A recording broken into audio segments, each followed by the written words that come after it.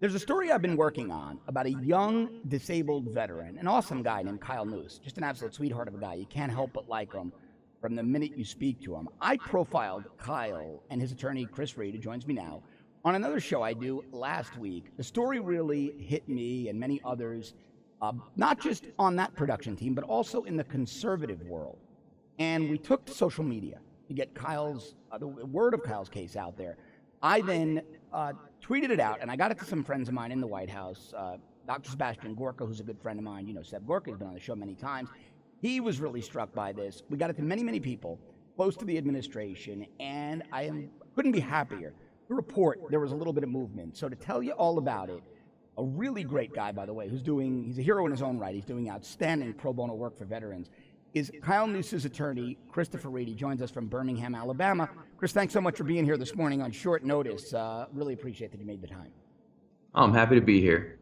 No, my pleasure to have you. All right, so give the audience a bit of background on Kyle. Kyle is a young guy. He's in his 20s. He was a veteran. He served his country. He's had a mild form of cystic fibrosis that's progressed. But he hid this. As a kid, he played baseball. He played sports. He joined the military. But now it got to a point where it progressed. And the Social Security Administration, Kyle's dad, who he was very close to, sadly died about a month or so ago. The Social Security Administration mistakenly declared Kyle dead. And Chris has been fighting his battle. So, Chris, tell us a little bit about that. What happened, how Kyle was affected, and where we are today. Well, Kyle was very close to his dad, and so that really did complicate his cystic fibrosis. Now, what I really like about Kyle is he's got this drive to overcome. It's like his mind is stronger than his body. But whenever his dad passed away and complications of his cystic fibrosis acted up, and then Social Security declared him dead, it was almost too much for him to handle. In fact, when I took over the case, he was maybe 16, 17% oxygen function, and he just kind of lost the will to live. You just looked in his eyes, because they told him if they didn't get this health insurance fixed by the time he got out, if he got better, he wouldn't get his oxygen tank. He wouldn't be able to talk to a physician about pain management. And so if he got better, he was either going to come back to the ER because of shock or because he couldn't breathe. And he had tried so hard to get Social Security to listen. He sent them all forms of ID. Every one of his doctors wrote a letter and sent it. Let's back up just so the audience is clear. So how did it come to pass that Social Security Administration declared Kyle dead when it was in fact his dad who passed? Well, like Winston Churchill said, civil servants are neither civil nor servants, and that definitely applies to the Social Security Administration. So it's the easiest error to avoid.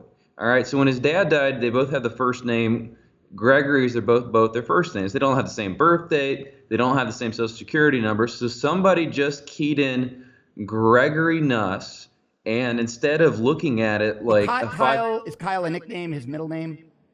It's Gregory Kyle Nuss, and he's named after his dad. But whenever you're entering somebody's name to a death master list, you always enter in a birth date and a Social Security number. Yes. Well, somebody at the Social Security Administration decided that was too much work for them to do, so they just saw a name that looked like Kyle's and said, "Oh, I guess he's dead." And once that entered in, Kyle's his health insurance was canceled. All his debit cards, he couldn't use any debit card. It's still going to be 3 weeks until he can access his accounts, even now.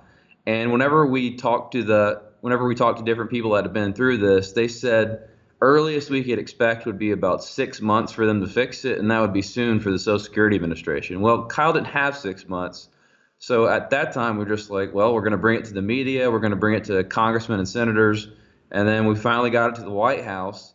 And it literally takes an act of Congress for the White House to get somebody at Social Security Administration to cut through red tape and help somebody like this. Because whenever they talked to Kyle initially, they were mad because he couldn't come over to prove he was alive, even though he was fighting for his life in a hospital bed. And he had told them, like, can you guys just walk over here? It's a 5-minute walk. Right. God forbid these taxpayer-funded employees could have sent somebody over in an Uber to the hospital to check on him. No, let's make the disabled veteran with cystic fibrosis come to them and wait online for 4 hours.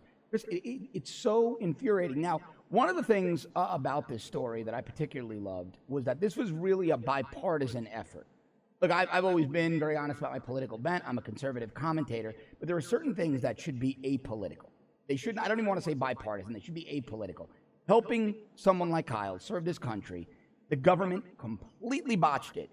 Should have been apolitical, and this was, correct? You had Republicans and Democrats from his congressional delegation pretty much working very hard to help rectify this. Yeah, Senator Doug Jones, who's a Democrat, was very helpful, and Congressman Gary Palmer was very helpful. And actually, whenever I was thinking about how to do this, I really wanted it to be that way because it shouldn't be a right-left issue to help a disabled veteran in need. And every person I talked to on the left and right that's an elected leader did everything they could to help. And so this was one example where everybody kind of came together and put politics aside and helped Kyle. Go to the App Store, download the Rebel app. As always, thank you so much for watching. I'll see you tomorrow.